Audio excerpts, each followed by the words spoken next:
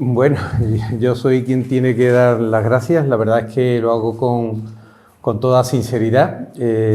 Primero dar las gracias a María Eugenia y en ella encarno al Ayuntamiento de Zamora y a la sección, digamos, de cultura, que insisto, ella representa.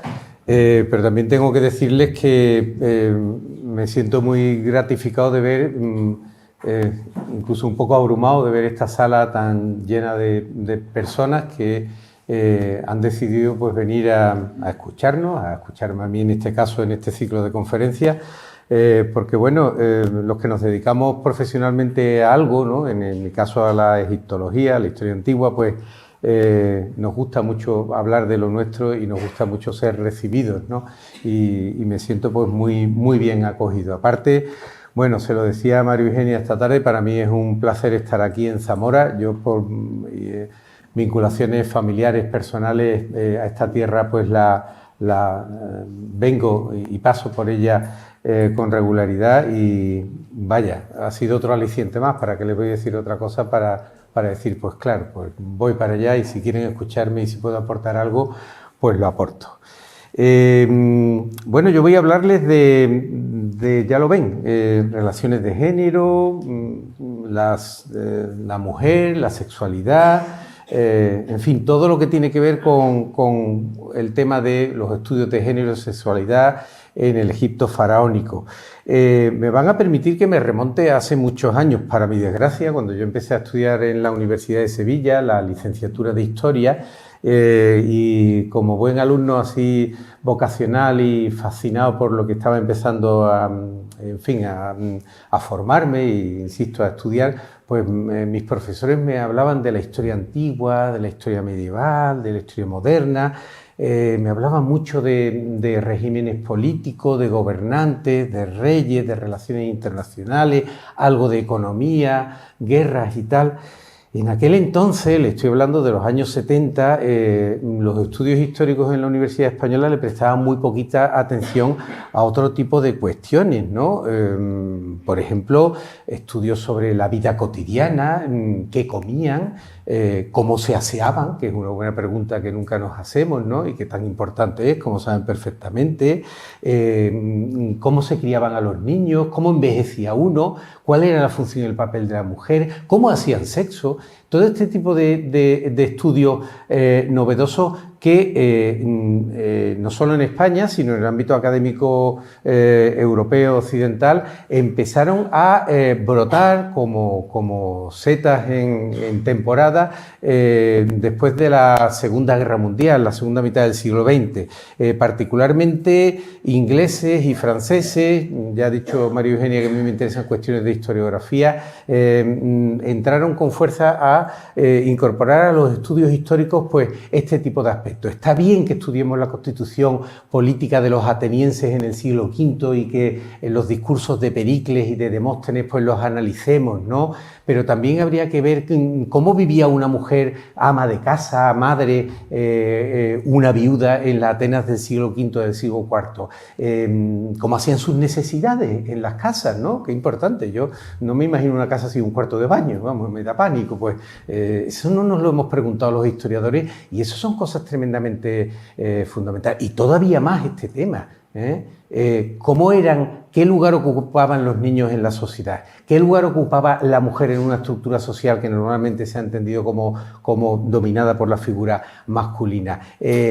¿Cómo era la visión que se tenía del sexo? No sencillamente una cuestión técnica de cómo practicaban el sexo, cómo vivenciaban la sexualidad en las sociedades antiguas. Estas son cosas que se han incorporado solo hace relativamente poco tiempo en los estudios históricos y yo me congratulo mucho y me alegro de pertenecer a la generación, o ya aunque sea en el furgón de cola, que estamos viendo que ahora mismo proliferan y se multiplican las tesis doctorales, los estudios de investigación, los estudios y libros divulgativos sobre estos aspectos. Aunque solo sea por hablarles de lo mío o de mi ámbito de conocimiento, el estudio en el Departamento de Historia Antigua de Sevilla en los últimos 5 o 6 años han leído no menos de 3 o 4 tesis doctorales sobre la cuestión de los niños en el mundo romano romano, la cuestión de la mujer, de la viuda, y esas son cosas pues que han cambiado un poco nuestra perspectiva de la historia. Y a mí me parecen absolutamente fascinantes. Por eso cuando María Eugenia me sugirió, porque ella conocía que yo había hecho alguna incursión así breve, yo no soy un especialista absolutamente profundo en el tema de la historia de la sexualidad en el mundo antiguo, pero bueno, he hecho algunas incursiones en esto, ella lo sabía y me dijo, ¿por qué no haces? Y digo, pues venga, vamos a ello porque realmente tiene su importancia. Porque, y hablando ya de lo que nos compete, el tema de los estudios de género, de la mujer y de la sexualidad han sido marginados en los estudios de historia antigua y en los estudios de Egipto antiguo y de egiptología. Las razones son, yo creo que a muchos de ustedes no se les escapan. Por una parte, la historiografía contemporánea arranca en el siglo XIX, después de que la Ilustración haya fecundado la mentalidad europea en la segunda mitad del siglo XVIII, y nosotros somos herederos de una tradición historiográfica del siglo XIX y comienzos del XX, donde la moral pues tradicional cristiana, que en el mundo occidental pues domina y sigue dominando de alguna manera, pues ejerció su papel, vamos a decirlo así, censor, ¿no? Condicionando en buena medida los estudios y las presentaciones que se podía hacer de un material que iba saliendo a la luz en las excavaciones arqueológicas y que tenían que ver con estos temas, pero que en un momento dado pues incluso se dejaban un poco al margen. Y además a esto se venía a unir, y esto es algo que también yo creo que todos ustedes comprenderán, el que en el siglo XIX y primera mitad del siglo XX la evolución sociopolítica en el mundo europeo, que éramos al fin y al cabo la vanguardia del mundo mundial, por decirlo de alguna manera, ¿no? Pues estaba muy dominada por mentalidades de tipo liberal, liberal progresista, pero también conservadora, donde la gran protagonista era la burguesía, que imponía unas normas éticas también que afectaban a lo que eran las manifestaciones públicas de lo físico, de las relaciones físicas y del sexo. Pues solo con que les mencione la moral victoriana, si ustedes ven cualquier peliculita, cualquier serie ambientada en la Gran Bretaña del reinado de Dios salva a la reina, por supuesto, de la reina Victoria, pues entienden a lo que estoy refiriéndome. Pero pongo un par de ejemplitos muy concretos que además ahora volveré seguramente sobre ellos. En 1880 y tanto, o quizá un poquito más tarde, pero muy a finales del siglo XIX, uno de los grandes padres fundadores de la arqueología egiptológica, un británico, Flinders Petrie, encontró en un yacimiento en Coptos las esculturas más antiguas de un dios que tenemos seguramente del Egipto faraónico. Bueno, pues en la publicación están censuradas, porque una escultura, la van a ver en alguna foto que les voy a pasar, de un dios que, una escultura de un torso, donde pues está el hueco de un falo, que seguramente sería una pieza de madera o algo por el estilo que se utilizaría para ceremonias rituales, y claro, este señor, pues victoriano él como ninguno, pues como que, bueno, y otro ejemplo que les pongo que afecta mucho a mi interés vocacional por el estudio de los textos egipcios, uno de los relatos, que también lo mencionaré dentro de unos minutos, más interesantes de tipo mitológico, en donde los dioses egipcios pues son los protagonistas de historias en las que se pelean, compiten, se engañan los unos a los otros. Hay una escena de sexo entre dos dioses masculinos, descrita, ¿no? Con toda naturalidad. Entonces, la traducción primera que salió de este texto egipcio, que la hizo un francés, y en los años 30, 40 del siglo XX, o sea, no estoy hablando ya de 1800 y pico, pues cuando llega al punto de su traducción en el que tiene que volcar esas 4 o 5 líneas donde se describe la relación sexual, la penetración anal de un dios masculino a otro dios masculino, pues lo hace en latín. Se está traduciendo al francés y de pronto yo, la primera vez cuando estudiaba en Francia, digo, ¿y por qué lo traduce ahora al latín? Porque el tío en francés le daba como cosa, y el latín era, le lo digo sinceramente, era todavía más excitante que en francés. O sea, que encima del objetivo, pues como que no lo conocía. En fin, como ven ustedes, aquí hay cosas que tenemos que tener claras previamente a meternos de lleno en lo que es el tema de la visión de la sexualidad. No olviden también que cuando se descubre el Egipto antiguo en el siglo XIX, después de que Champollion descifrara la piedra de Rosetta, después de la expedición de Bonaparte, estamos en el nacimiento del colonialismo moderno, del que Francia y Gran Bretaña fueron grandes pioneras. Y el colonialismo moderno vino acompañado de un movimiento intelectual, estético, literario y artístico que es el romanticismo, en el cual la visión de Oriente estaba, pues, digamos, muy idealizada o muy fantaseada. Y en esa visión de Oriente, pues aparecían pues esas odaliscas, ¿no? Esas mujeres orientales turbadoras para el soldado casaca roja o el legionario francés de las arenas de Marruecos o de Tánger o de Túnez y Argelia y este tipo de cosas.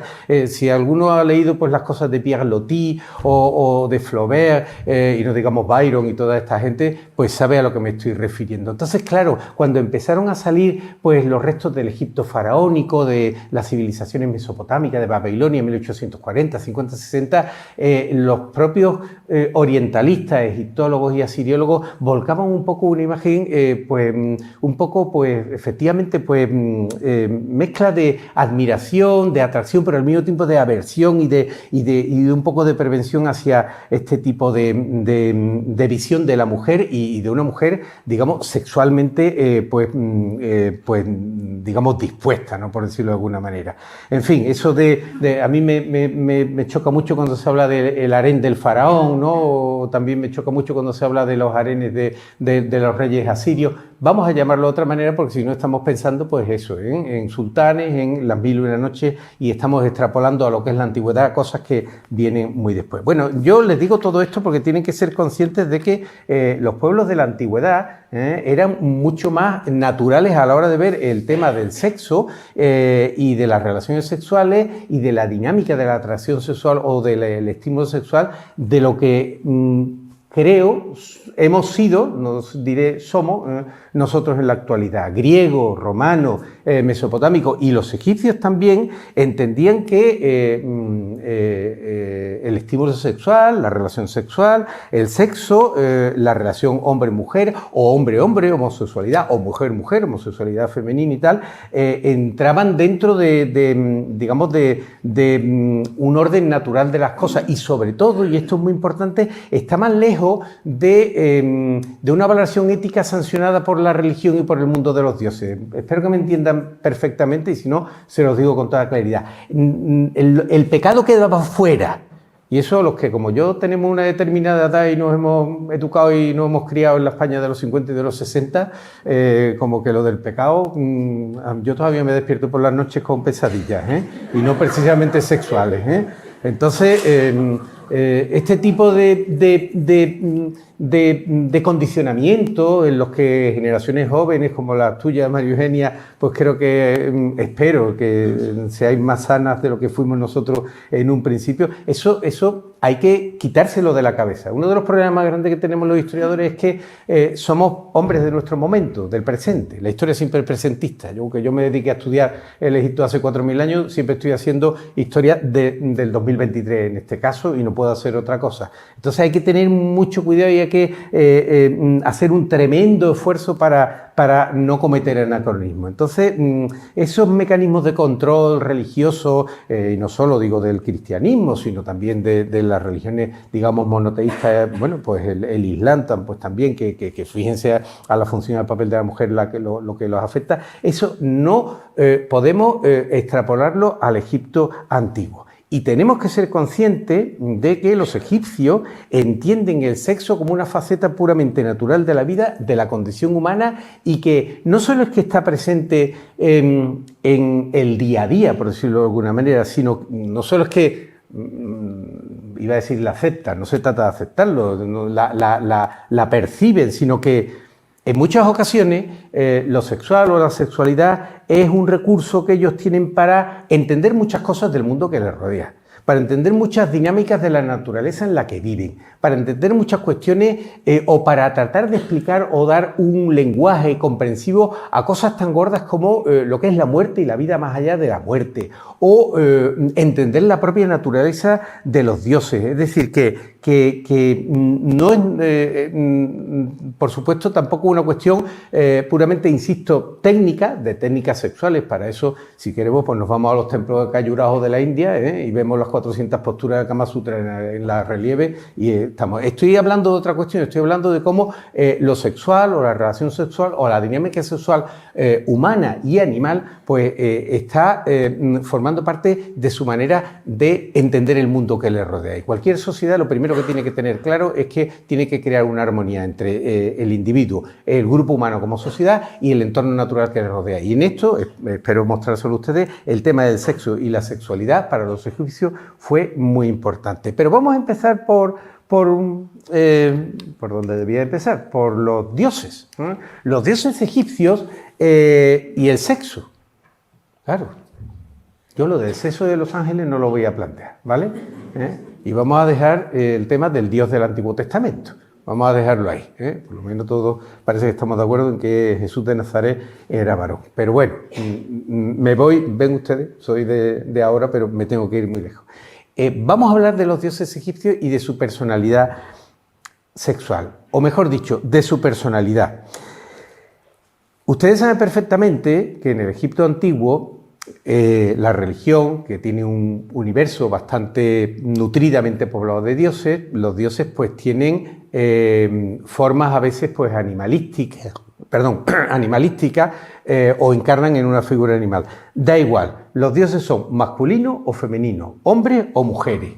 Y aunque aparezcan en forma híbrida, con cabeza de animal y cuerpo humano, la condición de varón, mujer, de hombre o mujer es fundamental. Y no solo en eso se parecen los dioses egipcios a nosotros, sino que se parecen en cosas, digamos que mucho más incluso importantes. Los dioses egipcios son psicológicamente iguales a nosotros. Los dioses egipcios tienen una biografía, han nacido, han tenido una infancia, han tenido una familia, han tenido aspiraciones, han llegado a conseguir objetivos o han cosechado fracasos, se han enamorado, se han casado, han formado pareja, comen, beben, pueden ser engañados, aunque sepan más que nosotros. Sí que es verdad que son inmortales y que son en la encarnación de un poder superior, pero en cualquier caso la antropomorfización de los dioses egipcios es una realidad fundamental que cualquier persona que se adentre en la religión egipcia tiene que ser consciente de ella para entenderlo bien. Y en esta antropomorfización del universo de los dioses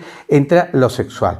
Los dioses egipcios tienen un sexo determinado, masculino, femenino, y se comportan como tal.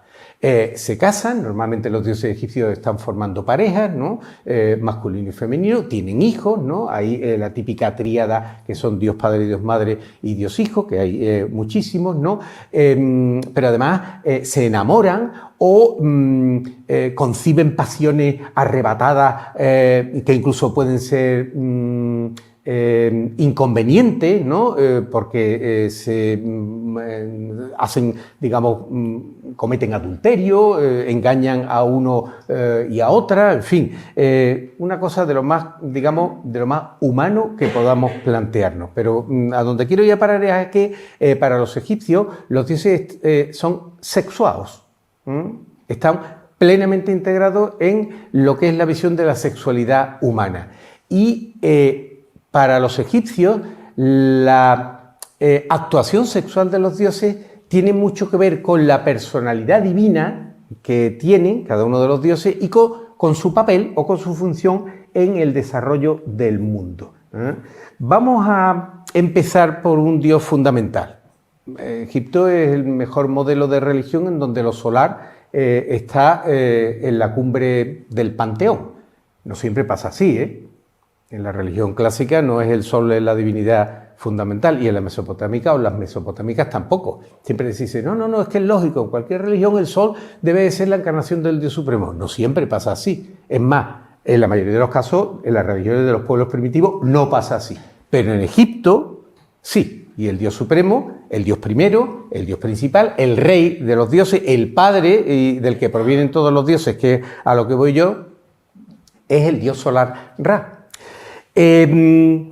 Verán, esto me lo decía mi maestro Francisco Precedo. Decía, los egipcios eran lo menos filosófico que te puedes echar a la cara, José Miguel.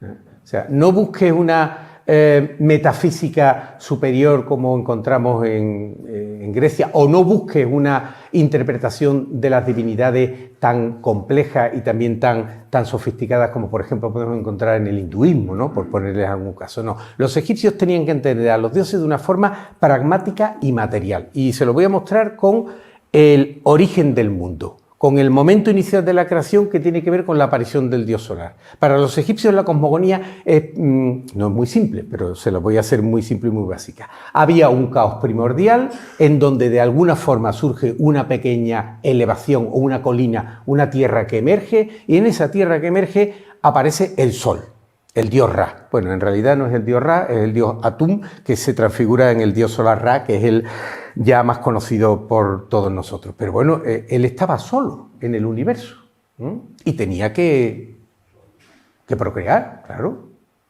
para que la creación estaba empezando, estábamos en el día primero, hágase la luz, pero ahora tienen que venir a otras cosas, y el dios solar Ra no es como el del Génesis, ¿no? Que coge el dedito y dice, venga, a la luz, el cielo, a la tierra, no sé cuánto. Entonces necesita una contrapartida femenina y no la tiene. ¿Qué hicieron los sacerdotes egipcios? Pues elaboraron un par de teorías. La teoría menos conocida y menos popular entre ellos, pero la que los historiadores victorianos más se preocuparon por poner en un primer plano, era la del estornudo original. El dios solar Ra estaba en una colina en medio de un caos acuoso, frío, húmedo, ya saben, ¿no? Y estornuda.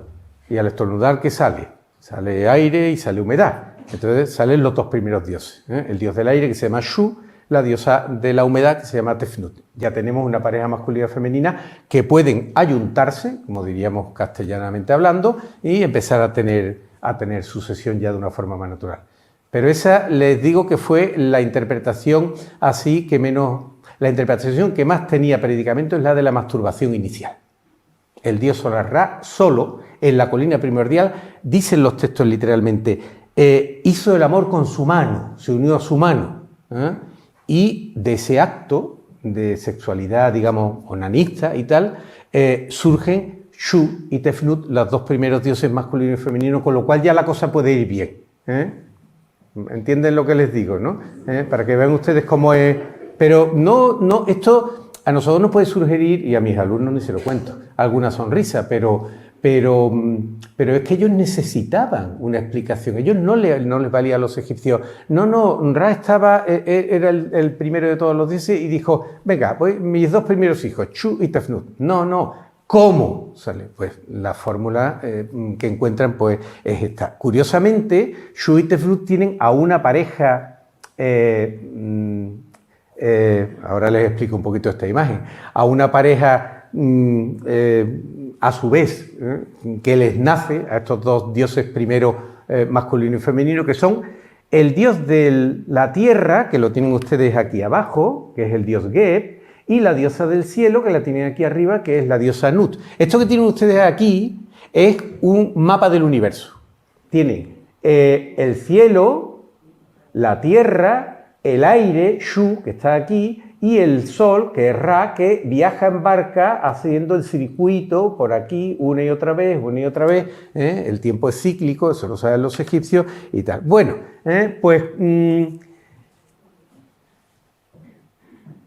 también lo dice el Génesis. Dice, Dios separó creó el cielo y la tierra, los separó. Los egipcios lo tienen muy claro. La tierra es Geb y el cielo es Nut. Geb es masculino, el que está abajo, y Nut es femenina, la que está arriba, la diosa del cielo, con ese cuerpo desnudo tachonado de estrellas. Pero para que hubiera espacio, para que los demás dioses que van a venir a la existencia en esta primera tanda de procreación divina, necesitábamos un aire, una atmósfera, un espacio entre la tierra y el cielo. Si el cielo y la tierra están unidos, ¿qué pasa? Que no hay... Eso como el jefe de Asterix el Galo, que teme que el cielo se le caiga sobre su cabeza. Pues no es ninguna tontería. Si el cielo se cae sobre nuestra cabeza, desaparecemos todos. Armagedón. Bueno, los egipcios lo tenían muy claro. Entonces, los amores de Geb y de Nut son los de una pareja con problemas. Porque el dios Shu, que es el padre de ambos dos, los mantiene separados, lo tenéis en esa imagen, así, sujetando, para que haya un espacio en el que los demás dioses que van a empezar a ir naciendo y reproduciéndose uno detrás de otros, pues ocuparan su lugar en el orden universal. Y vamos a ir terminando un poco. Los hijos de esta pareja destinada a estar separada, que los tuvieron, son tremendamente importantes porque son quizás los más famosos de los dioses egipcios, que son el dios Osiris, la diosa Isis y todo lo que llamamos los dioses del ciclo osiriano. Vamos a ello porque tiene mucho que ver con la visión de lo sexual, de la relación sexual, como forma interpretativa dentro de la visión de la naturaleza del universo que tienen los egipcios. Los egipcios tienen clarísimo que el sexo o lo sexual tiene una consecuencia que además es su razón de ser, que es la fertilidad, la fecundidad.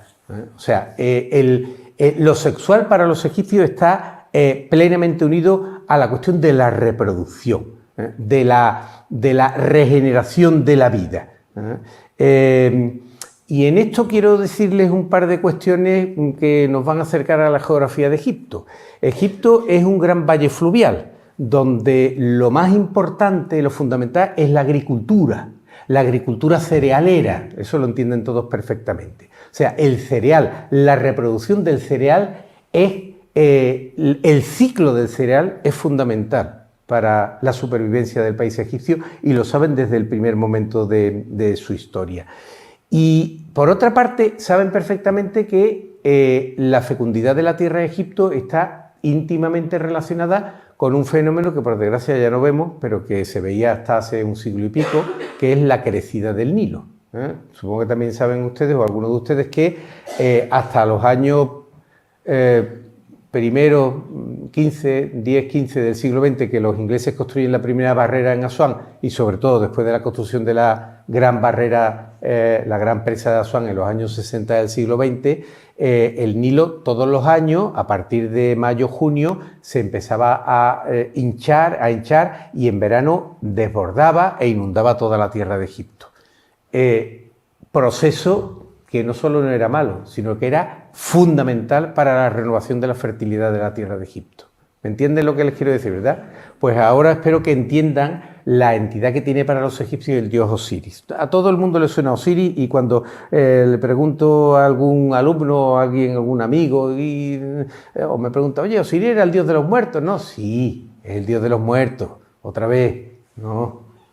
Mucho más que dios de los muertos, Osiris es el gran dios de la reproducción, de la fecundidad de la tierra, del ciclo del cereal y de la renovación de la vida que suponía el grano que es enterrado en el barro húmedo y que al cabo de un tiempo se convierte en una espiga verde y que además ha sido regado esa tierra, ha sido fecundada esa tierra por el agua de la crecida del Nilo. No sé si aquí lo tienen ustedes, si se dan ustedes cuenta, el dios Osiris, que lo tienen aquí representado en un par de imágenes, aparece siempre o casi siempre coloreada su piel o bien en verde o bien en negro. No se trata de que estuviera el pobre malo ni nada de eso, ¿no? El dios Osiris es verde porque es el color que tiene el agua verdosa, cargada de elementos vegetales de la inundación del agua del Nilo que crece y que cubre toda la tierra de Egipto. Y el color negro es el color oscuro de la tierra, el limo que ha dejado la crecida del Nilo depositado, los sedimentos que se han quedado depositados. Cuando la crecida del Nilo se retira y el Nilo vuelve a su cauce allá por el mes de septiembre, principios de octubre, toda la tierra de Egipto tenía un color muy oscuro, le llamaban ellos a Egipto la tierra negra, de la humedad fecundadora del Nilo. Osiris es el dios que encarna, no es el dios de la crecida del Nilo, como yo digo siempre, es el dios que encarna la potencia fertilizadora del agua de la crecida del Nilo. Y él es en sí mismo el que encarna el ciclo del cereal. Ustedes saben que a los dioses una de las formas de conchavárselos y de atraerlos a tu campo es haciéndole ofrendas, haciéndole donaciones y tal. Los egipcios lo hacían, ¿no? Y a Osiris una de las ofrendas que cualquier egipcio hacía con más gusto es una, bueno, no voy a llamarlo una maceta, pero era un recipiente de maderita o de barro con forma de cuerpo, del cuerpo de Osiris, tumbado, que estaba llena de tierra. Tenía en realidad, era una especie de maquetita de un ataúd, de un sarcófago, y con su tapa, lo rellenaban de tierra, le abrían agujeritos en el barro, en la madera de la tapa, y en esa tierra húmeda, evidentemente, depositaban granos de cebada y al cabo de unas cuantas semanas, o de trigo, pues por los agujeritos salían las espigas del cuerpo de Osiris. ¿Entienden lo que les digo? Del cuerpo de Osiris salen las... Entonces, esto a los egipcios le tocaba en lo más profundo. O sea, no hay un ciclo mitológico, yo creo que incluso más que el ciclo mitológico del dios Solar-Ra, el mito siriano, la mitología siriana era la que más dramáticamente incorporaban a su sentimiento cotidiano el hombre egipcio, sea el más rico y el más noble de los egipcios o el campesino más humilde, porque Osiris encarnaba la fecundidad de la tierra, la regeneración de la tierra, la capacidad generadora de vida del agua de la crecida del Nilo. No les voy a contar la leyenda de Osiris porque entonces nos acabaríamos pues yendo de aquí muy tarde y tenemos un tiempo limitado, pero un par de pinceladas lo pueden encontrar en cualquier sitio. Osiris es un dios que tiene una pasión, una muerte y una resurrección. ¿Nos suena, verdad? Tiene una pasión porque es amenazado por su hermano, el malvado dios Set, que lo mata. Y luego pues resucitará. Ahora hablaremos un poquito de esto, pero voy a lo que voy. Uno de las imágenes más interesantes de la muerte de Osiris o de qué pasa con el cuerpo muerto de Osiris, y lo dicen los textos, es que el Set lo tiró a las aguas del río Nilo, de la crecida del Nilo, y allí el cuerpo de Osiris se descompuso, como es lógico, y los fluidos del dios Osiris pasaron al agua de la crecida. Por eso el agua de la crecida del Nilo viene cargada de la esencia fecundadora del dios de la regeneración de la vida que es Osiris, ¿no? Hay otra parte de esta leyenda, de este mito, que dice que el cuerpo descompuesto en descomposición de Osiris se fue desmembrándose, y que su esposa, la diosa Isis, vamos a terminar ya con la historia, pero esto no puedo soslayarlo, recogió piadosamente todos los restos del cuerpo de su difunto divino esposo, ¿no?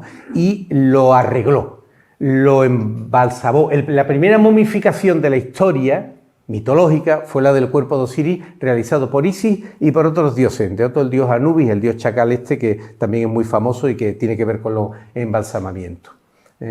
Solo que no pudo recuperar una parte del cuerpo. Ya saben cuál. Que quedó en el agua del Nilo. Y más, se la comió un pez. El oxirrinco, que es un pez tabú para los egipcios y que no lo pueden comer. Esto no es ninguna historia, simplemente el miembro viril de Osiris, que es el que tiene la potencia inseminadora de vida, queda en el agua de la crecida del Nilo. Entonces, claro, luego Osiris resucita, claro, por supuesto. Entonces, pero la resurrección de Osiris no es un fenómeno, digamos, milagroso per se. Es ni más ni menos que la materialización de una dinámica que estaba en su personalidad divina. Porque Osiris es el dios que garantiza que, así como la semilla muere y la enterramos todos los años, y después de cuidarla, regarla con el agua del Nilo, sale la espiga verde, el cuerpo muerto de Osiris fue revigorizado y volvió a la vida por las artes mágicas y piadosas de su esposa Isis y resucitó. Eso es la base fundamental de la religión funeraria egipcia, en la que no me puedo entretener mucho más, pero ahí tienen una familia perfecta y feliz. A la derecha la diosa Isis, Isis es la maga, Dice, los magos egipcios. Sí, sí, hay muchos dioses mágicos y en Egipto la profesión de mago, creo que por aquí anda algún mago, ¿no? Pues era importante. Pero como ella, ninguna. Isis es la de los 1000 nombres, la que controla todos los nombres de los dioses. Esta maga que consigue que el cuerpo muerto y mutilado de su esposo pues resucitara y encima, en un momento cumbre que está aquí representado, esto es una unión sexual, pues la dejara embarazada de un hijo que sería ni más ni menos que el famoso dios Horus. El cuerpo muerto de Osiris, los dioses que participan en el embalsamamiento. Isis se ha transformado en un halcón hembra y aletea sobre el cuerpo muerto, le echa aire, no es un boca a boca, pero le echa aire, y en ese momento Osiris resucita y ¡pam!, la deja embarazada. ¿Cómo? Ah, los dioses son los dioses. Pero está clarito, esto es una unión sexual. Entiéndanme lo que les quiero decir. Fíjense cómo lo sexual está explicando tantas cosas dentro del ciclo mitológico osiriano. Y para avanzar un poquito, tengo que decirles que el episodio homosexual que antes les había comentado entre dos dioses, ni más ni menos que es un encuentro que hay entre el dios Set, que es en el mito siriano, vamos a llamarlo así, el malo de la película.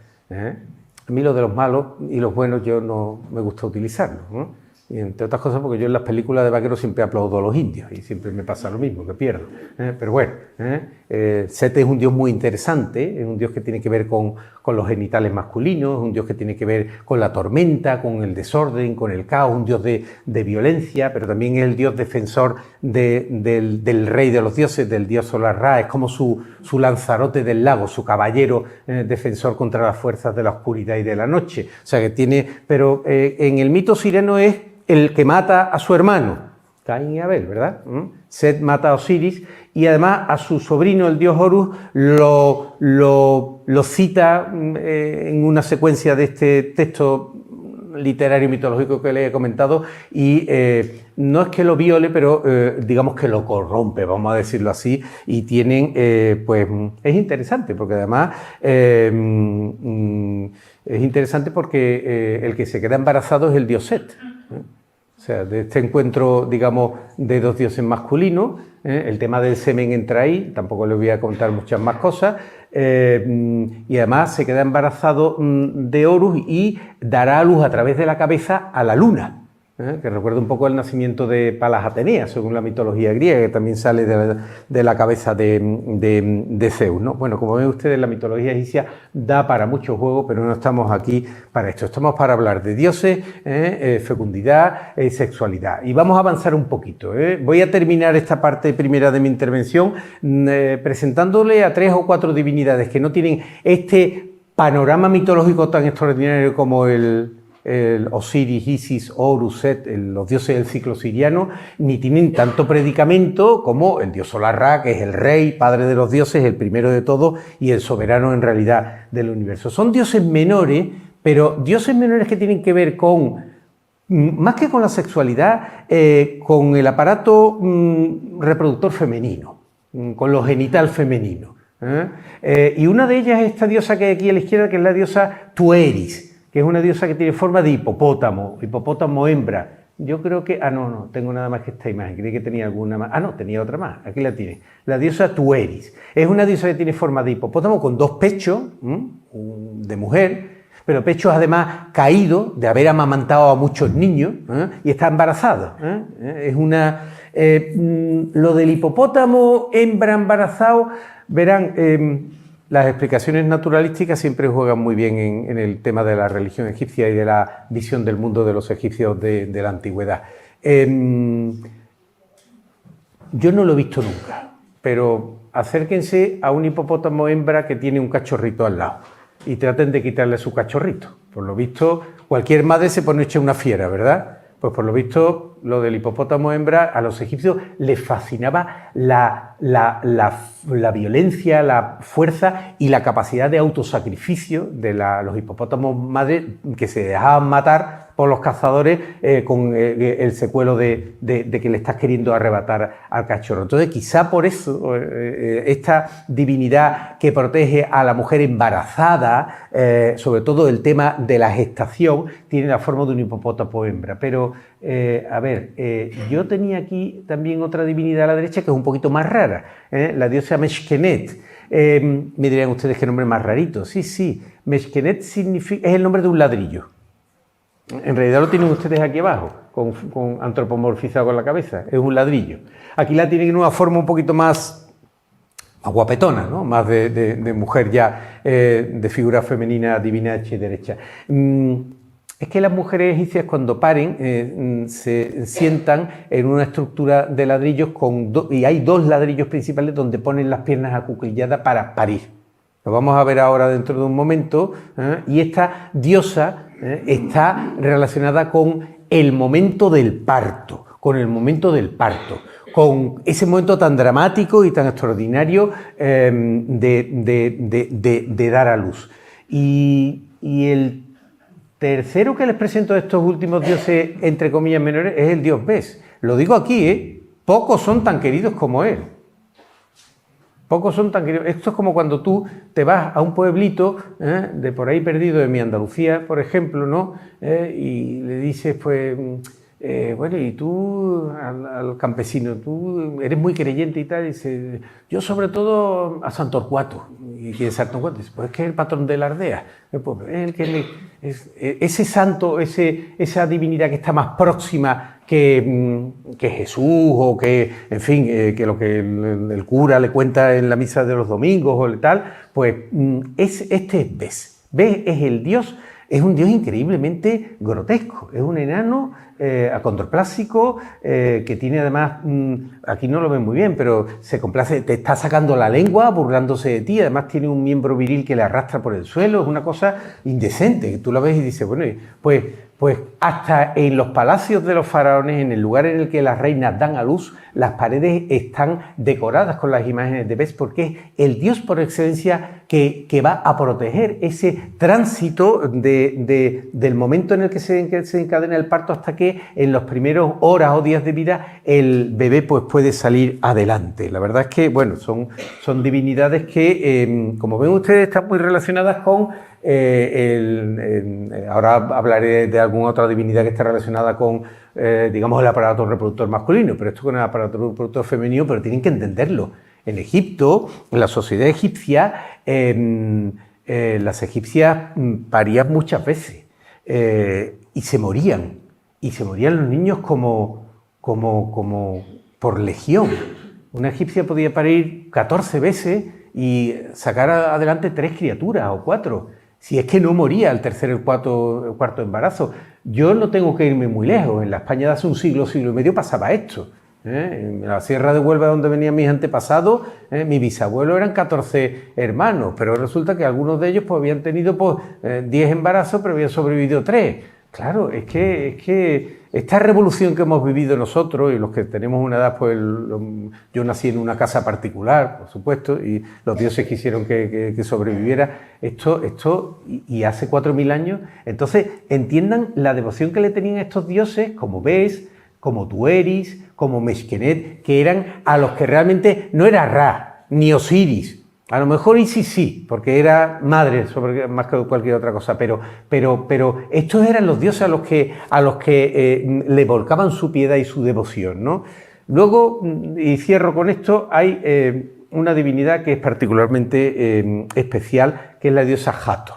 La diosa Hathor es una diosa que, si tenemos que hablar de la mujer y de la imagen de género femenino en el Egipto faraónico, hay que centrarse en ella. La diosa Hathor es una de las personalidades más interesantes, más polifacética, que tiene varias caras, aparece a veces como la vaca, que han visto ustedes aquí plenamente, que además lleva al sol entre los cuernos, aparece a veces como una leona, aparece otras veces como una mujer con esos cuernos de vaca tan estilizados, tan guapísimos, ¿no? Como aparece en esta foto que tienen aquí, de una escultura extraordinaria que apareció hace muy poco tiempo, 20 o 30 años en Luxor, allí donde nosotros estamos excavando, ¿no?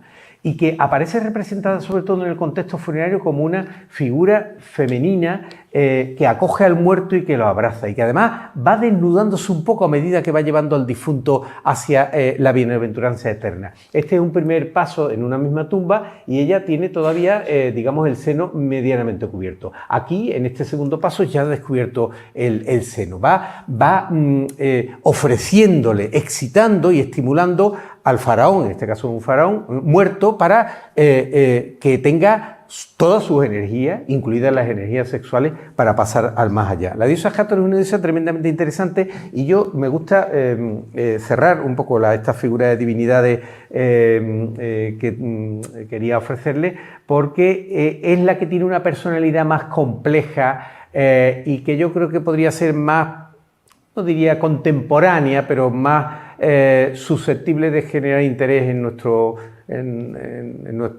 mundo contemporáneo. Porque, bien, Isis es la gran diosa femenina egipcia, pero Isis es sobre todo madre y esposa. Vale, pero Hathor no tiene esposo, ni va a tener hijos. Es una mujer, una diosa mujer autónoma y liberada. Es el equivalente de lo que en la mitología mesopotámica es Ishtar, ¿no? O Inanna entre los sumerios y Astarte en el mundo fenicio púnico, ¿no? Esa figura femenina independiente que cambia de pareja de forma absolutamente autónoma y voluntaria. Es una diosa tremendamente interesante y que no está fuera de lo sexual.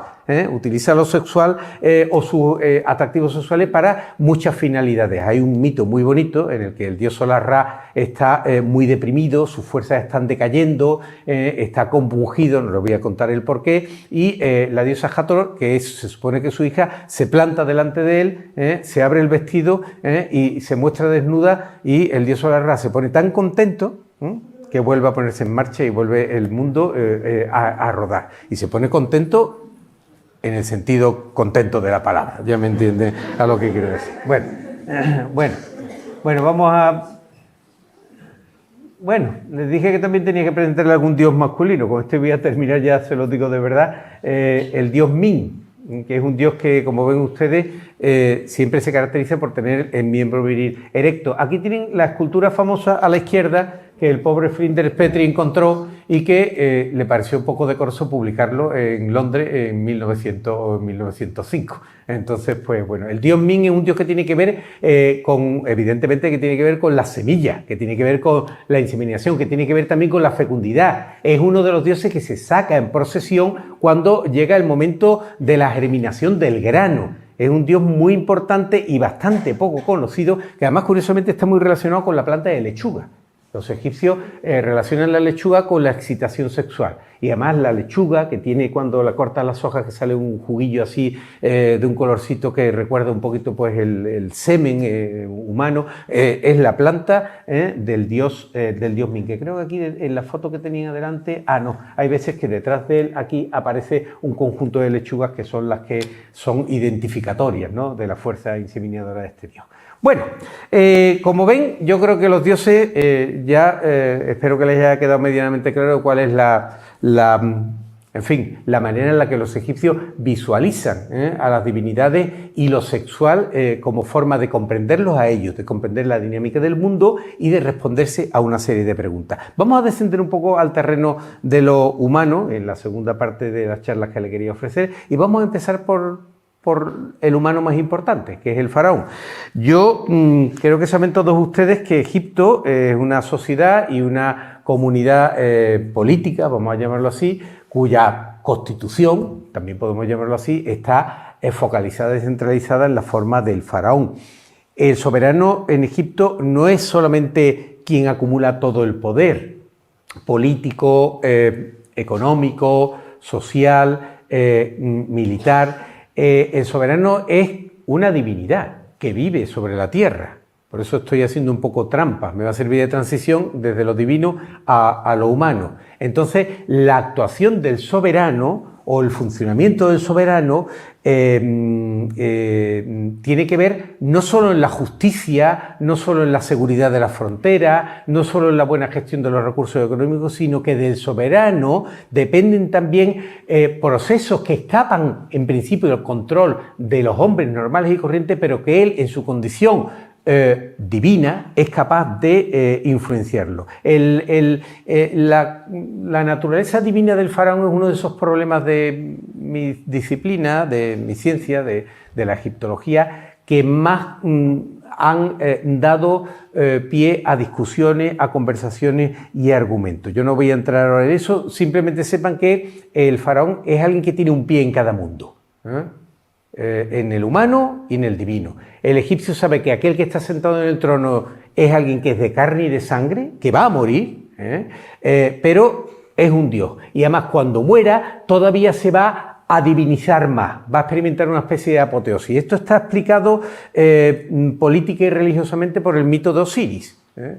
El faraón que está sentado en el trono de Egipto es el dios Horus. Encarna al dios Horus, que es el hijo de Osiris, que fue concebido de esa forma tan fantástica que les he mostrado hace un momento. Pero cuando muere, el faraón se transmuta en el dios Osiris y resucita, pero después de la muerte, obviamente, de forma que en las pirámides y en las tumbas de los faraones egipcios siempre se le llama al faraón muerto el Osiris, pues Amenofis III o Tutmosis III o Akenatón o lo que sea, mientras que cuando está vivo gobernando sobre el trono de Egipto recibe el título, se identifica con el dios Horus y es el dios Tutmosis III, el Horus Tutmosis III, el Horus Amenhotep II, etcétera, etcétera. Y muy importante, se insiste en que el faraón es hijo carnal del dios solar Ra.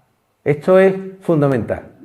Él es, pero no es una cuestión simbólica. El faraón ha sido engendrado, el faraón que tenemos en el trono de Egipto, aunque sepamos que su madre haya sido la reina viuda que está allí a su leito y tal, dice sí, esa es, pero en realidad y su padre haya sido el faraón precedente que se murió hace un año o dos, ¿no? Los egipcios te van a decir, no, pero él es hijo de Ra. No me sean hiperracionales, porque a los egipcios no les podemos llegar con preguntas hiperracionales, no por nada, sino porque te van a decir, no te enteras de nada, y no nos van a dar ninguna respuesta. Pero el faraón es el hijo de Ra de su cuerpo, y además ellos te lo exponen de una forma muy clara. Miren ustedes, aquí tienen una escena de cama, una escena de lecho, evidentemente muy dulcificada por el arte. A la derecha tienen al dios, que es el dios Ra, en realidad es el dios Amón-Ra, y a la izquierda tienen a la esposa del rey, a la esposa del faraón. Se acuestan en ese lecho, que está sostenido por dos diosas que tienen que ver con la fecundidad, y la reina va a quedar embarazada, preñada, del dios Amón-Ra, por lo tanto, el príncipe heredero que van a hacer va a ser hijo del dios Amón-Ra. Y me dirán ustedes, bueno, ¿y dónde queda el faraón reinante? ¿Algunos de ustedes saben cuál fue cómo se engendró el rey Arturo? Arturo Pendragón. Arturo Pendragón es engendrado por su padre, que es Uther Pendragón, ¿vale? Sí, pero el mago Merlín hizo que adoptara la forma del duque de Cornwall, llega al castillo donde está la duquesa de Cornwall, que Uther estaba totalmente poseído de una pasión arrebatadora por ella y de modo de ella, y hacen el amor, pero ella cree que está haciendo el amor con el duque de Cornwall, y al final era con el mago Merlín, es que era un poco tramposo, ¿no? Los egipcios no hacen trampa. Este es el dios Amón-Ra, que dice, los textos que acompañan a estas escenas, que hay varias, ¿no? Dicen, el dios Amón-Ra adopta la forma de, en este caso es Tutmosis IV, de Tutmosis IV, y se acerca al lecho de la reina, que se llama Mutemuia, que está aquí a la izquierda, pero ella se da cuenta, dice el texto, ella lo olió, dice, bueno, no, vamos a ver, un poquito de orden, Para los egipcios, los dioses huelen a incienso. El incienso es el olor divino. Entonces, cuando entra Amón-Ra en la alcoba, con el aspecto de... No le pasa como a la duquesa de Cornwall, que no se da cuenta, sino que dice, y todo va bien. Y se queda... Entonces, el egipcio entiende que de esta forma, el rey que gobierna Tutmosis IV, en su cuerpo ha entrado el dios Amón-Ra, ha realizado el acto sexual con la reina y la ha dejado embarazada de quien va a ser, sí, hijo de Tutmosis IV y de Mutemuia, pero hijo de Ra de su cuerpo, que así lo dicen los textos. Así que, como ven ustedes, quiero que sepan que en este tipo de estructura, digamos, justificativa de la legitimidad del rey, la reina es fundamental. En Egipto, a diferencia de otras sociedades del Antiguo Oriente, como por ejemplo el mundo asirio, Babilonia, en Persia la cosa cambia un poco, o el mundo sumerio, donde no sabemos nada de la esposa del rey, ni de la reina o la reina. En Egipto las reinas tienen todas una importancia tremenda. Ella es la que transmite la auténtica legitimidad, más todavía que su esposo, el rey. Me dirán, ¿esto cómo puede ser? Sí. Si en un momento dado una reina no tiene hijos varones de su esposo, el faraón, y el faraón sí ha tenido hijos varones de esposas secundarias o de concubinas, ¿no creen ustedes que es tan fácil como coger a un hijo del faraón reinante habido de una concubina? Tiene que casarse con una hermana suya o hermanastra suya habida de la esposa real, de la gran esposa real, porque la legitimidad monárquica la transmite la figura femenina. Bueno, como ven ustedes está muy... bueno, les iba a contar algunas historias de sexo y los faraones, pero avanzo un poquito para no... me gustaría dar tiempo a que hicieran preguntas y tal. Y quería cerrar un poco este pequeño paseo por la monarquía egipcia y la relación de género, rey y reina, enfatizando el papel tan importante que algunas mujeres han tenido en la historia de Egipto, y son mujeres que han sido reinas, y que además han sido objeto de una atención, de una devoción, de un posicionamiento casi paritario por parte de sus esposos, el faraón, que no tienen pues más explicación que la que les acabo de comentar. Un buen ejemplo es Amenhotep III y Tigi. Amenhotep III es el que estaba siendo engendrado en la escena que les he mostrado antes. Y se casa con una mujer, Tigi, que además tenía una personalidad, parece que muy potente, que cuando su marido muere ejecuta o actúa como reina regente de forma muy importante, y que es la madre, ni más ni menos, del famoso Akenatón, Amenhotep IV, que cambió su nombre por Akenatón. Esto es una cuestión de la historia de Egipto en la que no voy a entrar.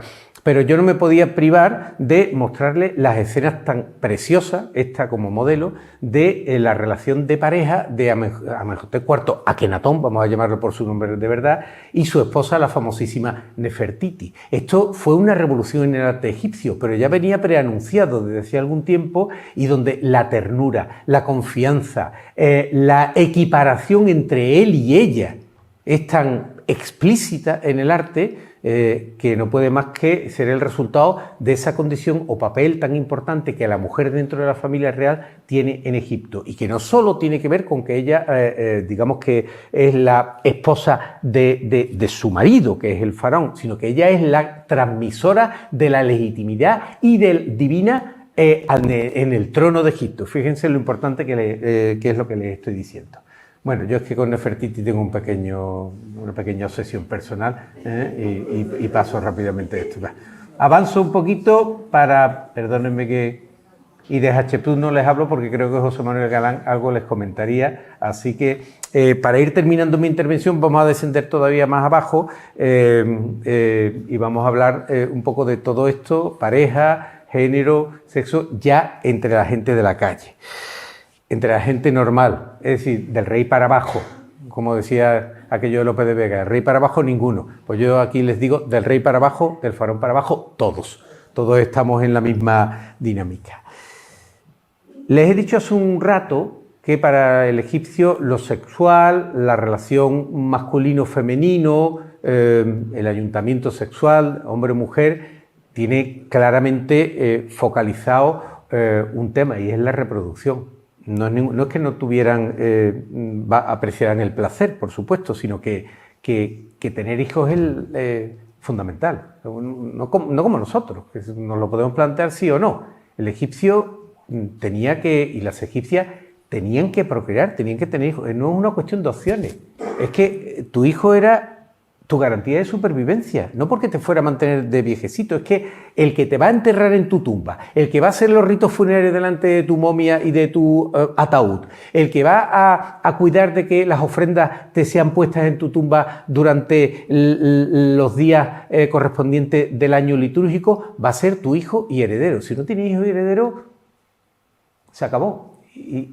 a ver quién cuida de ti, de tu vida eterna. Para el egipcio la vida eterna no se consigue, digamos, en un juicio y ya está, y ya la tienes por toda la eternidad. Hay que cuidar al difunto, alimentarlo, tener su casa limpia, mantenida, su tumba, y eso lo tiene que hacer el hijo y heredero. Entonces, nada más que por esto, que tiene que ver con el tema de los funerarios, que saben que me interesa mucho, el tema de la procreación y el tema de la supervivencia de los hijos y de tener pues los que se pueda, era fundamental para los egipcios. Pero vamos a dejar un par de cosas claras.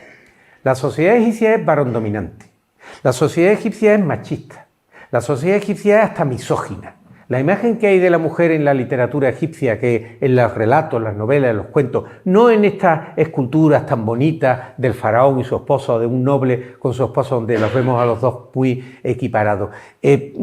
Por muchas vueltas que les demos, tampoco tenemos que idealizarlo en exceso. Pero dicho esto, la posición de la mujer dentro de la sociedad egipcia es incomparable mejor a cualquiera de todas las sociedades de la antigüedad, incluida la griega y la romana.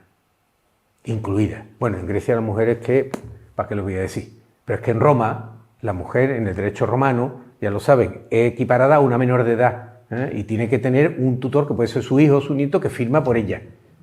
En Egipto la mujer tiene derecho de propiedad. En Egipto la mujer firma su contrato matrimonial. En Egipto la mujer compra, vende, hereda, transmite. Eso es muy importante. Entonces, para que entiendan un poco el tema de las relaciones de pareja, pero parece que hay incluso una relativa libertad entre los jóvenes a la hora de poder establecer una relación que puede acabar convirtiéndose en estable en lo que nosotros llamamos un matrimonio. No hay un ritual, como no es religioso, no hay un ritual del matrimonio. Simplemente un chico y una chica se iban a vivir juntos.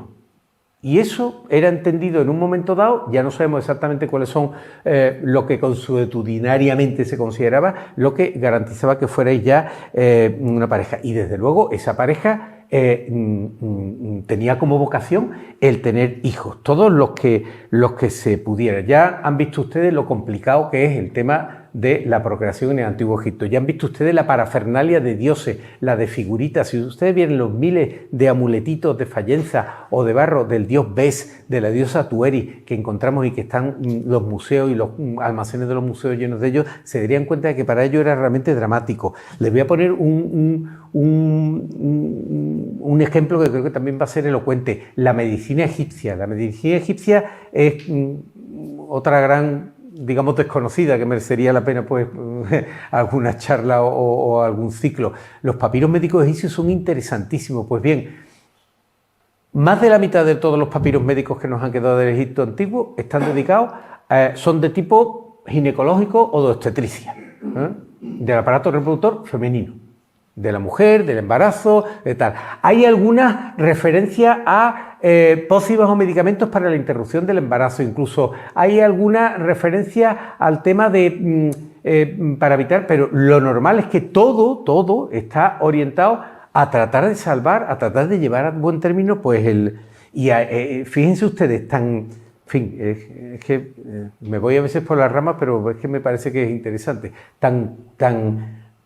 no iba a decir obsesionado, tan naturalmente estaban volcados en el tema de la reproducción humana, que los egipcios crearon el primer test de embarazo de la historia de la humanidad basado en la orina de la mujer. Suena, ¿verdad? En un papiro del siglo XVII a.C. se dice: pon 2 macetas, siembra cebada y siembra trigo, y riégalos con la orina de la mujer. Si crecen en la cebada y el trigo, pues está embarazada. Si no crece, no está embarazada. Esto se hizo un experimento en 1926 en Ámsterdam, en un centro universitario, y funcionaba. O sea que todavía el papiro es un poquito más. Dice, si crece más la cebada que el trigo, va a ser chico. Si crece más, eso ya no se logró. Bueno, no se logró. En fin. Cuestión también. Vamos a ver si soy capaz de ir puntualizando para no alargarme más. Los egipcios no se casaban entre hermanos. ¿Quién ha dicho eso? Hombre, faltaría más. Los egipcios, la familia egipcia era una familia nuclear. Padre, madre, varón, hembra y los hijos que llegaran. Está claro que, a diferencia de lo que pasa en el mundo grecorromano, donde los vínculos de parentesco son mucho más sofisticados y complejos, o en nuestro mundo latino-mediterráneo, por decirlo de alguna manera, en la lengua egipcia solo existe la palabra padre, madre, hijo, hija, hermano y hermana, punto. No existe ni abuelo, ni bisabuelo, ni primo, ni tío, ni nada de eso. Es una buena muestra de que la cosa está... No es tan así. Tengo una amiga que además está trabajando mucho en el tema de los vínculos kinship, los vínculos de parentesco amplio, pero no es como en Grecia o como en Roma. Entonces, claro, lo que pasa es que los problemas terminológicos también dan a confusión. Cuando los primeros traductores de textos egipcios ven que el marido le dice a su esposa o a la madre de sus hijos, querida hermana, ven aquí, vamos a tener otro hijo, dice, ¿qué ve? ¿Qué incesto? No, es que la palabra hermana, senet, se utiliza para la esposa y además, otra cuestión también importante, para ir terminando de perfilarle un poco este contexto, digamos, de la pareja, de la familia, es el tema de la posibilidad de tener varias esposas. Salvando al faraón, que tenía necesidades de tipo político, y yo creo que no pocos monarcas de la historia europea contemporánea y moderna han tenido varias parejas, vamos a llamarlo así, coetáneas, ¿no? El egipcio, incluso el ministro principal, el visir, o el más noble de todos los egipcios, como Rajotep, que aquí lo tenemos con su esposa, la bellísima Nofret, tenían una esposa. Si en la tumba aparecían representadas 2 o 3 esposas, que también se utilizó como argumento, no es eso, es que la mujer moría en un parto, moría en un embarazo difícil, moría en el posparto. Entonces el hombre se casaba de nuevo, y esas 2 o 3 mujeres o 4 que aparecen representadas en la tumba son simplemente las sucesivas. Bueno, yo voy a ir terminando con el pecado. Vamos a pasar un poquito más para adelante, la verdad.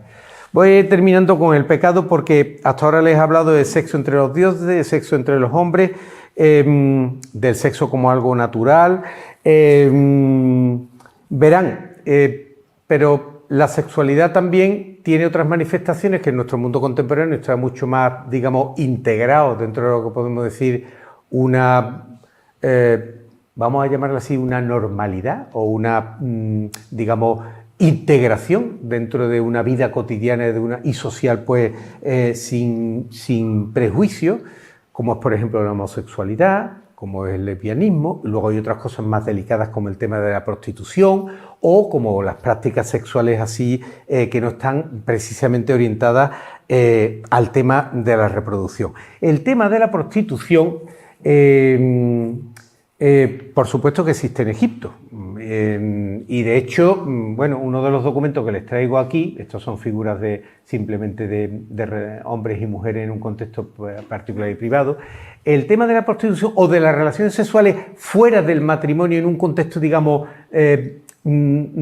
lúdico y de carnavalesco y de superación o anulación de las reglas, está muy representado, pero de una forma pues muy estilizada y muy, digamos, vamos a llamar así, dignificada por los artistas egipcios. Hay muchas escenas de banquetes, como esta que les voy a mostrar ahora, donde aparecen bailes, donde aparecen mujeres con mujeres, hombres con mujeres, que se han relacionado con el saltarse un poquito lo que es la legitimidad de la unión sexual de un hombre y una mujer con ideas de tener hijos y de generar la reproducción. Y ahí entra también el tema de la prostitución. En Egipto, evidentemente, había prostitución. La prostitución es una cosa que está bien documentada. Es más, existe algunos papiros o figuras iconográficamente representadas, el contexto que acompañan, de escenas de burdeles. Les voy a mostrar algunas de las más, algunos ejemplos de ellas. Estos son grafitos, ¿no?, en donde aparecen pues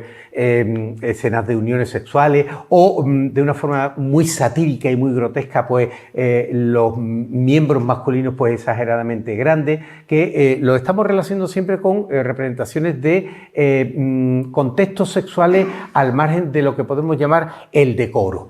y que no precisamente está presentes en el arte oficial, pero sí están presentes en ese arte doméstico íntimo de un dibujito que haces en la pared de tu casa, en un trozo de cerámica, como esto que tenéis aquí en la parte inferior derecha y la parte superior izquierda, o incluso en algún papiro, como el papiro, hay un famoso papiro que les voy a mostrar un par de imágenes, que es el papiro erótico de Turín, que también no fue publicado hasta 1973, y se descubrió en 1822, con lo cual ven ustedes, donde hay una serie de escenas que todos lo relacionamos con algo grotesco, satírico, que no tiene nada que ver con lo mitológico religioso y que posiblemente sea unas escenas de burdeles que, bueno, pues están presentes en toda la historia de la humanidad. Yo no sé si alguno de ustedes ha visitado Pompeya, supongo que sí, pero bueno, en Pompeya, pues, por lo menos mis amigos los romanistas me llevaban siempre, y si aquí está la zona de los burdeles, ¿no? En donde tienes unos grafitos allí que con unas inscripciones en latín, que vamos, como lo que decía antes, leerlo en latín casi que te pone más colorado que leerlo en traducción al castellano. El papiro erótico de Turín, que es una pieza pues excepcional, pues se ha interpretado, excepcional les digo porque no se han conservado paralelos más que en dibujos precisos y concretos como lo que le he mostrado anteriormente, debe de estar relacionado con este tema, con el tema de la prostitución femenina, con el tema de los burdeles y con algo, digamos, de cómic de tipo grotesco o así. Otra cosa es la homosexualidad, tanto masculina como femenina, que es con lo que voy a ir terminando si les parece. La homosexualidad masculina está reconocida por los egipcios y no tiene ningún problema. Única cuestión, lo suyo es tener hijos para que mantengan tu tumba, tu monumento funerario y prolonguen tu progenie, ¿me entienden? Entonces, eso es lo único que les choca un poco de la homosexualidad, pero en el reino antiguo, por ejemplo, dos hombres fueron capaces de construirse una tumba de las más bonitas de Saqqara. Esto es muy famoso, en todas las historias de la homosexualidad aparece la tumba de los dos, le llamaban la tumba de los dos hermanos, claro, y es una pareja homosexual que se entierra con todos los honores y con toda la riqueza iconográfica que una tumba heterosexual de las que hay a miles en el Antiguo Egipto. Otro problema es el tema de la homosexualidad femenina. Eso es los silencios de la historia. La homosexualidad femenina es algo que está mucho menos explícitamente manifestado en la documentación, en las fuentes egipcias. Pero yo he hecho una pequeña indagación, sobre todo en la iconografía. El egipcio, que es una sociedad, ya os digo, varón dominante y muy misógina, no aparecen expresiones literarias, poéticas, ni mitológicas. Mira que los dioses hacen todo tipo de cosas, como ven ustedes, ¿no? De homosexualidad femenina. Pero hay muchas escenas de banquete, y no soy yo el que lo ha dicho, lo han dicho algunos colegas míos, en concreto hay un colega belga que lleva trabajando este tema años y me lo comentaba, dice, fíjate cómo le está agarrando la mano y le está oliendo a oler la flor de loto en esta escena de banquete. Fíjate cómo están las chicas apartadas en esta escena de banquete y están emborrachándose, están traspasando los límites. Fíjate cómo esta aquí a la izquierda le está dando el fruto de la mandrágora a la otra, que a su vez se lo está pasando a la que está más atrás. En todo este tipo de gestos es posible que estén introducidos muy subliminalmente el reconocimiento de algo que, bueno, hasta que llegó Safo de Lesbos y empezó a luchar por eso, pues era uno de los grandes silencios de la historia, que es el de la homosexualidad femenina. Claro que existía en Egipto homosexualidad femenina, claro que en Egipto hubo relaciones de mujeres con mujeres, pero eso estuvo en la documentación y la fuente tan tremendamente encubierto y tapado que tenemos que bucear un poco en este tipo de imágenes para poder encontrar algo. Bueno, yo creo que me he pasado un poquito de tiempo. Yo solamente les recomiendo que si alguno está interesado en este tema, hay un libro de un querido amigo mío, tocayo, José Miguel Parra, que se llama La vida amorosa en el Antiguo Egipto, que está publicado en Alderaván, y que si alguno quiere seguir leyendo cosas divertidas, entretenidas, ilustrativas e interesantes y con buen nivel, pues lo puede hacer. Y desde luego, sobre todo, les quiero agradecer su atención y quedo a su disposición para las preguntas que quieran hacer. Muchísimas gracias.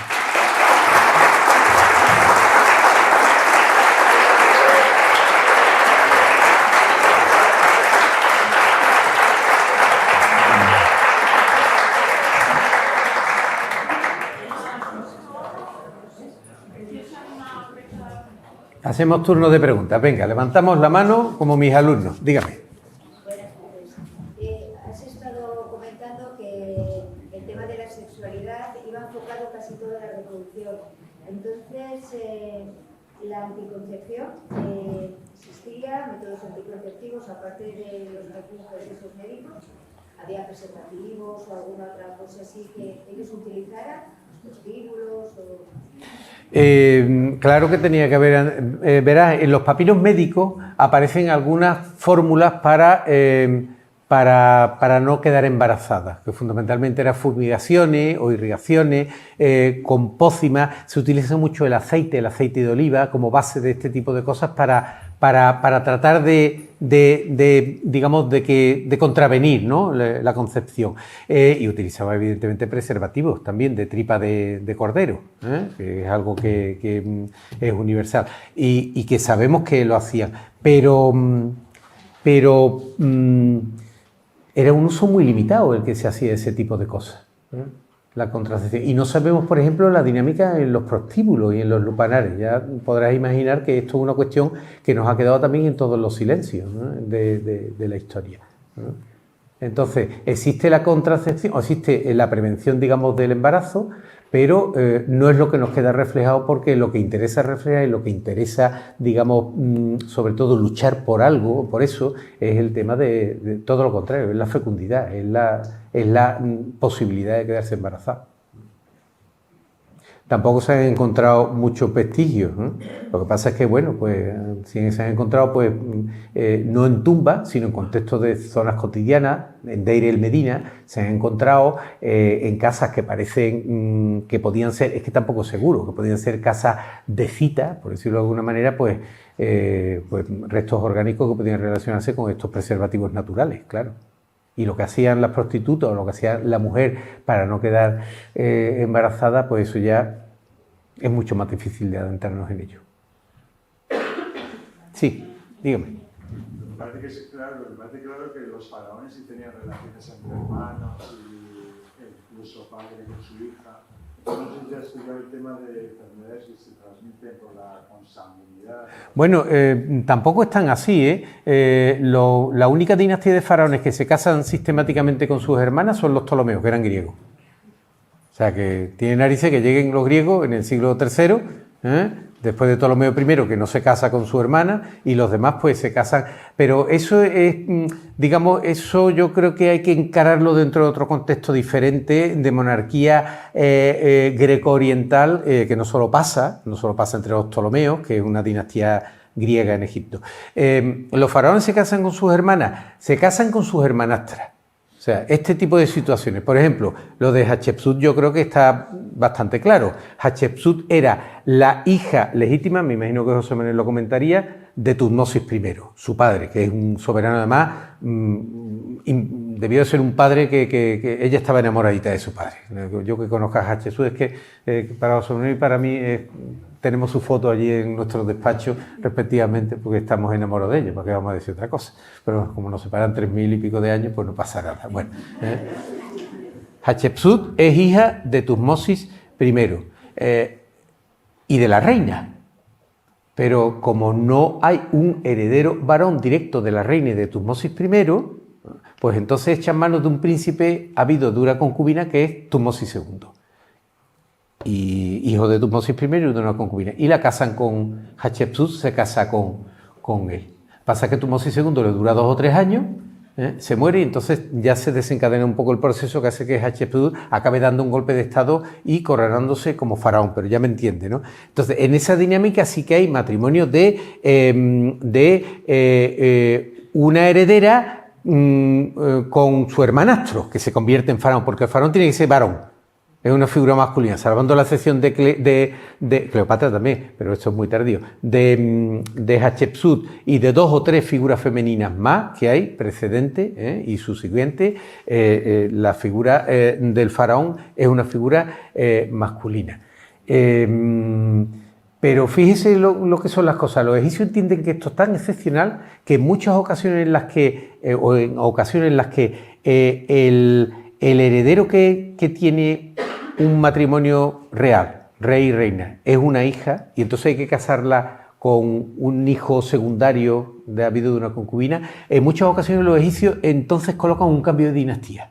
Dice, aquí se ha cortado un poco la linealidad de verdad y empieza una nueva dinastía. Es decir, le digo esto para que vea que no es que incluso en la familia real sea tan así, tan, vamos a decir, tan descarado y tan de hábito, digamos, exento de cualquier tipo de recato, el que un hermano se case con una hermana de padre y madre. Luego hay casos excepcionales, los de Akenatón con sus hijas, pero es que Akenatón era un soberano, como decía un francés, estaba ebrio de la divinidad que era él, y que era Atón, el dios nuevo que él, bueno, nuevo, el dios que él había encarnado. Y es un caso excepcional, Es muy raro que un soberano se case con su hija, ¿vale?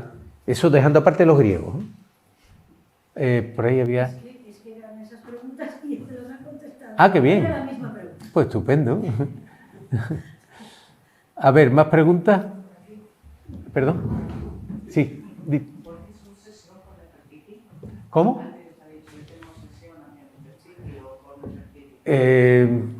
Pero esto es una cosa muy personal la que me pregunta, ¿eh? A mí me da mucha vergüenza, ¿eh?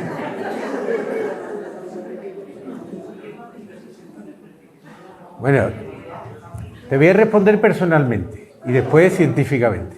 Personalmente porque yo conocí a Nefertiti hace muy pocos años. Yo tengo una hija que estudió traducción e interpretación de inglés y alemán y se fue a hacer una estancia en Berlín. Y entonces yo fui a verla a Berlín y me metí en el Museo Egipcio de Berlín, pero eso fue hace unos pocos años, ¿no? Y cuando la vi a ella, a mí es que siempre los tópicos me han chocado mucho, ¿no? O sea, por ejemplo, en el Louvre, todo el mundo a la Mona Lisa, Sí, pero al lado está la Virgen de las Rocas, que es que hay que derretirse con la Virgen de las Rocas. Yo, sin que viví en París 2 o 3 años, yo me iba allí y dejaba a todos los chinos y japoneses delante de la Mona Lisa y del cristal y me iba a la Virgen de la Roca o a San Juan Bautista y decía, Dios. Entonces a mí lo de Nefertiti, como es tan famosa y tal, pero cuando llegué a Berlín, te lo digo sinceramente, caí rendido. Además, fue un día, tuve la suerte de que no había nadie y de pronto en aquella sala circular, lo habrán visto muchos de ustedes, y ella no me miraba. ¿Para qué me iba a mirar a mí? Joder.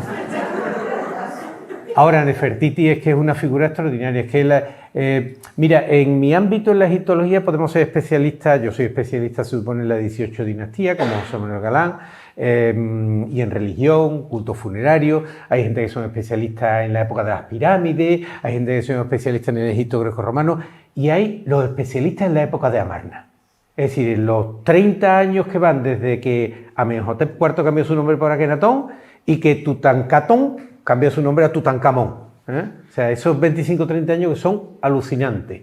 Y donde hay unos conflictos, y además están todos locos mis colegas que se dedican a eso, porque es algo fascinante pero muy complejo, ¿no? Entonces, en Nefertiti, posiblemente Nefertiti es aquella que en las cartas de Amarna le manda una carta al emperador hitita, a Suppiluliuma, y le dice, mándame un príncipe tuyo para que yo lo case conmigo y lo convierta en faraón de Egipto. Esa carta es de los más extraordinarios documentos que ha reflejado, y si no es Nefertiti, es una de sus hijas, que todas eran igual de potentes. Esas sí que eran mujeres de bandera. Entonces, no sé si te he respondido, pero... Y aparte, bueno, pues es que está demostrado. Nefertiti es la contrapartida femenina de Akenatón. Si has estado en el Museo de Berlín, están allí algunos de los colosos estos que son de Luxor, donde está representado Akenatón como varón y Akenatón como hembra. Que eso también dio mucho, ¿qué es esto? Entre los egiptólogos así bien pensantes, ¿no? Yo creo que la interpretación es que Akenatón, como él encarna lo solar, él lleva en sí lo masculino y lo femenino, como el dios Ra cuando estaba en la colina primordial, que hace el amor con su mano, pero en realidad él hace de varón y de hembra. Entonces Akenatón se hace representar en esos colosos como varón y luego en otros con genitales femeninos, ¿no? Aparte de los problemas que puede haber de la fisonomía de Akenatón. Pero algunos dicen que no, que es Akenatón y Nefertiti, que ya has visto cómo se representan por parejas. Es que es fascinante. La época de Amarna yo me he metido solo marginalmente ahí y es que puede crear adicción y llevar a la locura. Entonces, después de ver a Nefertiti decidí que con dosis pequeñas. Perdón, no sé si te he respondido. Vale. Sí. Bueno, yo te voy a preguntar una cosa porque me ha llamado muchísimo la atención lo que has comentado de que no había un ritual, vamos a decir, de casamiento. He entendido eso, ¿no? Que parece que en todas las culturas, bueno, no lo sé, pero como que siempre, además la unión de un hombre con una mujer para formar una familia y tener hijos, como que implica también un contrato que conlleva una serie de cuestiones legales.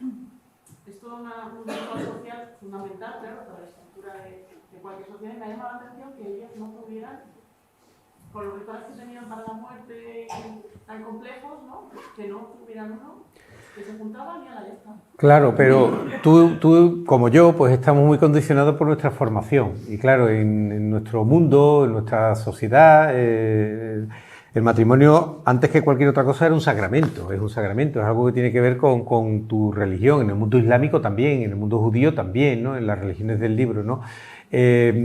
Pero, por ejemplo, tú sabes que en el mundo romano había varias formas de casarse, pero una forma de casarse es que un chico y una chica se fueran a vivir juntos. Y si vivían juntos durante un año, ya estaban casados. Eso se llamaba el matrimonio consuetudinario, ¿eh? Entonces, yo creo que en Egipto debía ser algo parecido. Pero tienes razón en que debía de haber algún tipo de... que no debía estar formalizado tremendamente, algo que en un momento dado debía de hacer visible a la sociedad que ese hombre y esa mujer ya estaban comprometidos. Porque luego el tema del adulterio es algo muy grave. Porque además el adulterio, sobre todo lo que significa es que una mujer que se supone que es esposa de un hombre puede quedar embarazada de otro hombre. Tenemos el problema de el adulterio es malo sobre todo porque puede conducir a un problema con la gestación, con los hijos que esa mujer pueda tener. Eso lo dicen los textos, ¿no? Entonces, es la realidad. Incluso cuando un faraón se casa, no hay una gran ceremonia ni siquiera política ni religiosa, simplemente llega una mujer al palacio y entra en el gineceo o el harén, como queréis llamarle, o en el parte del palacio donde está la reina y la esposa secundaria que conviven con los niños que van teniendo. Entonces, si no lo hay con el soberano, sí que es verdad una cosa, que es que como la mujer tiene derechos civiles en Egipto, una cuestión es que tú, digamos, vocees a la sociedad que ya soy la esposa de este hombre y él dice yo soy el esposo de esta mujer y todos lo acepten. Y otra cosa es el tema de los bienes que van a formar parte o que van a pasar a engrosar el patrimonio de esa pareja. Ahí, sobre todo en la época tardía, ese es el problema de la documentación, sobre todo de los últimos 1000 años de historia de Egipto, que no es mucho porque son 3000 y pico de años, ahí sí se han conservado muchísimos contratos matrimoniales, en donde pues se dice específicamente los bienes que la mujer aporta a la pareja, pero no es lo que no es, en esos contratos se está estableciendo es lo que la mujer aporta o el padre de la mujer aporta o lo que el hombre aporta, pero no se establece por este documento son marido y mujer. ¿Comprendes lo que te quiero decir? Entonces no sabemos más, pero debe ser más natural. Es que nosotros estamos un poco condicionados. Eso, y en nuestro mundo actual se estamos viendo cada vez que es más natural que un hombre y una mujer vivan juntos. Yo tengo unos amigos, un catedrático de física y una de psicología, que se han casado hace 2 o 3 años y él tiene 60 y tantos años y ella también, pero porque decían, bueno, ya como estamos mayores para la viudedad, para los hijos y tal, y yo le decía a Paco, pero tú dices, bueno, pues entonces es como el documento este de qué aportas a los bienes, pero yo no supe que no estaban casados hasta 10 años después de ser amigos, ¿no?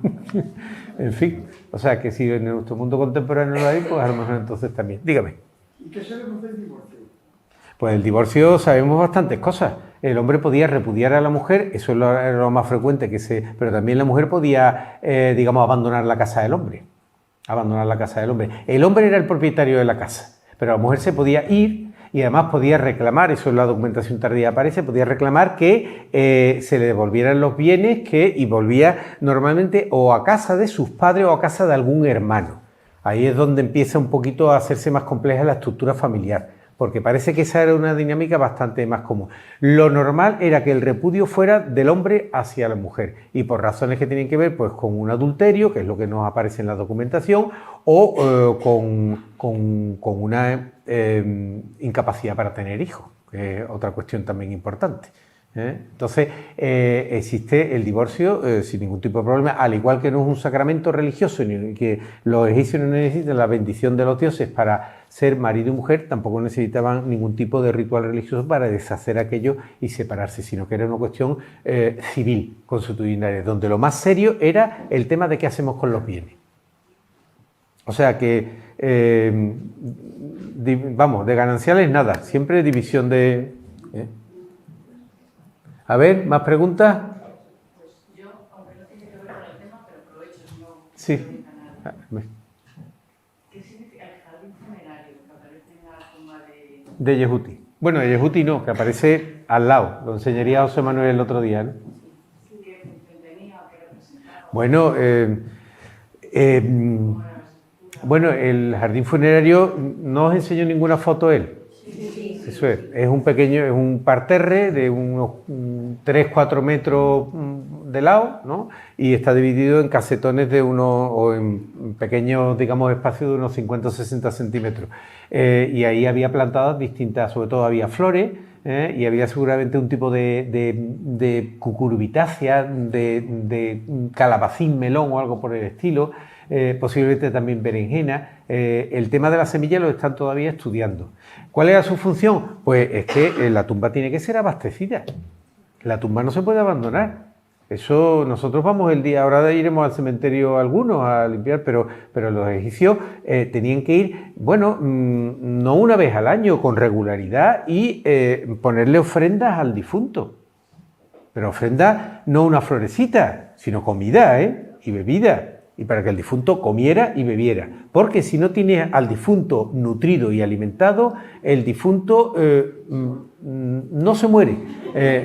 Lo pasa mal, lo pasa mal. Es desgraciado en el más allá. Si su tumba no está cuidada, si ha caído en ruina, ya no se realizan los cultos pertinentes, no eran tontos. O sea, sabían que si le ponías un plato de cereales o una jarra de vino, no se la iba a comer ni beber el difunto. Entonces, para eso existía, digamos, lo que es la magia simpática. La mesa de ofrendas que está delante de la estatua del difunto en la tumba tiene tallado la jarra de vino, el pan, el pato y tal. Entonces, en vez de llevarlo físicamente, que era lo que originalmente se hacía y lo que en alguna época del año, en la fiesta, digamos, anual en Tebas, en la necrópolis de Tebas, que había un par de o tres fiestas anuales donde se abrían todas las tumbas, banqueteaban en las tumbas y tal, lo que normalmente se hacía semanal, mensualmente o diariamente era que el sacerdote o el hijo, en su condición de oficiante, llegara y echara un poquito de agua encima de la mesa y dijera las palabras, digamos, recitativas adecuadas para que ese agua que se derrama y se la bebe el suelo, pues se cargará con la esencia de la cerveza, del vino, del pan y de todos los alimentos que están aquí puestos. ¿Vale? Dígame. El clero de allí, bueno, pues, por ejemplo, de Karnak o donde fuera, ¿eran como los de ahora que tenían que ser tenidos o ellos sí que podían tener relaciones sexuales? Sí que podían tener relaciones sexuales, pero la historia de Egipto son 3000 y pico de años. Entonces, si piensas un poco lo que ha cambiado solamente la función de un sacerdote en el cristianismo desde el Concilio de Nicea hasta nuestro momento, pues que son 1500 años, yo te estoy duplicando la cifra, entonces hay que verlo con perspectiva diacrónica, a ver si me entiendes lo que quiero decirte.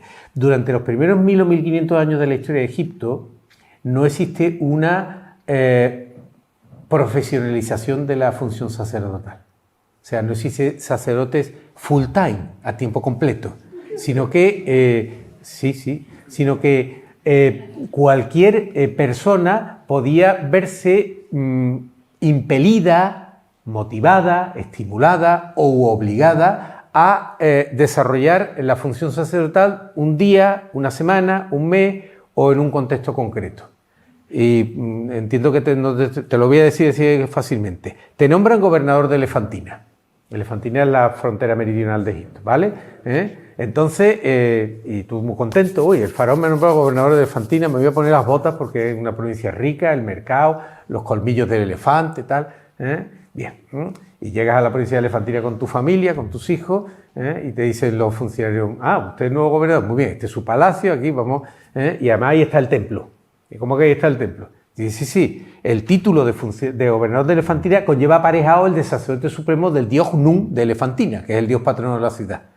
Y usted tiene que ir semanalmente y hacer los actos de culto ritual. Cuando le toca hacer el acto de culto a ese gobernador, se tiene que depilar, se tiene que lavar, se tiene que vestir con unos ropajes adecuados, tiene que abstenerse de comer determinadas cosas, como el pez oxirrinco, tiene que no tener relaciones sexuales en el tiempo que está oficiando,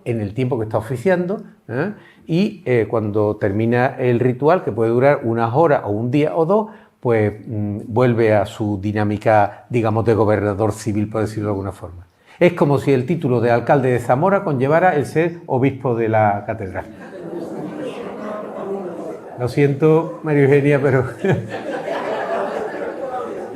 el de Sevilla tampoco, Pero yo a mis alumnos se lo cuento así para que lo entiendan, porque dice, ¿cómo es eso posible? Y esto tiene muchas concatenaciones, porque dice, ¿y cómo se mantiene la estructura eclesiástica en el mundo egipcio? Es que está integrada en el Estado, no es una división entre lo civil y lo religioso. No porque todo sea religioso, sino porque lo religioso lo penetra todo, pero entonces lo que el mantenimiento del culto del dios de Elefantina es responsabilidad del gobernador de la provincia, que al mismo tiempo, durante el tiempo que esté allí, pues es el sacerdote supremo. ¿Lo comprendes, no? Pero eso cambiará en la época de Akenatón, de Hatshepsut y toda esta gente cuando, sobre todo el culto de Amón, va generando una profesionalización de altos funcionarios que van a restringir su carrera a el sacerdocio. Y claro, la imagen cuando los griegos llegan a Egipto en el siglo VIII, siglo VII, es que en Egipto hay una clase de sacerdotes que son los que mandan. Entonces, sí, en la época tardía sí, y hay un sacerdocio profesional que tienen tabúes, que tienen que mantener unos, pero que se casan y tienen hijos y evidentemente no están sujetos a celibato, salvo en momentos concretos de determinados rituales donde se exige como condición de pureza, no porque, pero como tienes que depilarte y tienes que lavarte, no es que el sexo sea especialmente pecado, sino que tienes que ir limpio de todo y tienes que ir puro y también en este sentido. No sé si te...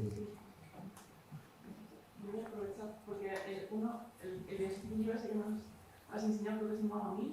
Sí. Tenía el miembro Sí, el Min itifálico. Me ha recordado mucho a Priapo.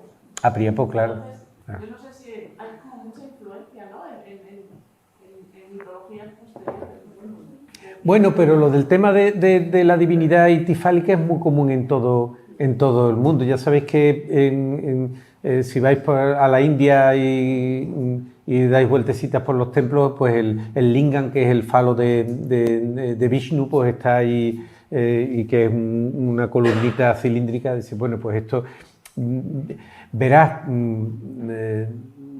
yo no te puedo establecer una relación directa entre Min y Priapo, entre otras cosas porque Priapo no es un dios principal y Min sí que es un dios principal. Es más, se identifica con el famoso Amón-Ra, y hay una forma que cuando vayáis a Luxor o a Tebas y visitéis el templo de Luxor, veréis que lo relevéis muchas veces que el dios Amón aparece con su miembro viril erecto y es que está en la forma de Amón-Min, o sea, porque los egipcios hacían sincretismo de dioses con toda libertad.